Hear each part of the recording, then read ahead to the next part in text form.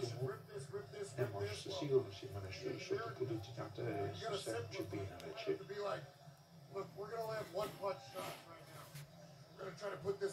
Част от най-добрите удари на Термополев в рунда видяхме.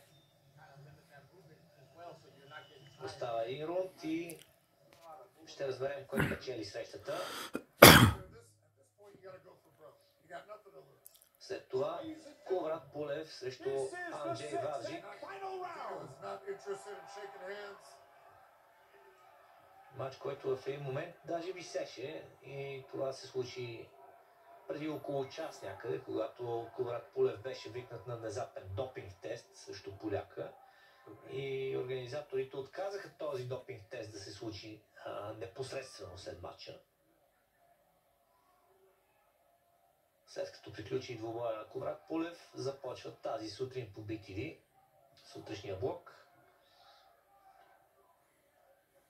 Да, явно това е било умишлено от страна на Полев да отстъпи инициативата в предишния рунд, защото го виждам сега, че е съвсем свеж и доста рязко и експлозивно изглеждат неговите удари. Поне с преднастоящата му лява ръка. И десен прав, чудесна атака отново. С десен прав започна тя, завърши с ляв прав и веднага се изтегли назад. Ето това е опитният, рутинирания боксер. Края на кращата знае умело да разпределя своите сили и че трябва да завърши отново точен десен прав в главата на Майнер.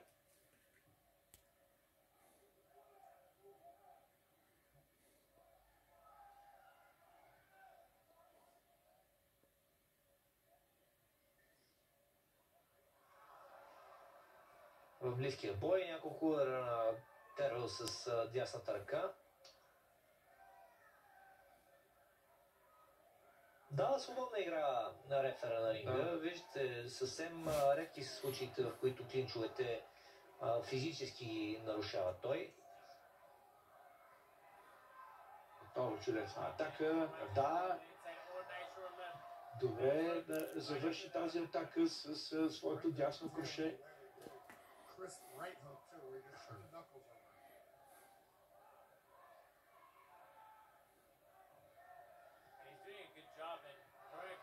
Прекрасен удар с лявата ръка на Тервел Полев и с дясната сега при близкия бой успя да нанесе добро попадение. Още един път с дясната ръка. Къса е дистанцията обаче и не може да се постигне добра засилка, която да има силата за нокаут. Но тежки удари понася на американецът. Тези десни крушета, да, наистина не са респектиращи, но въпреки това имат своята стойност.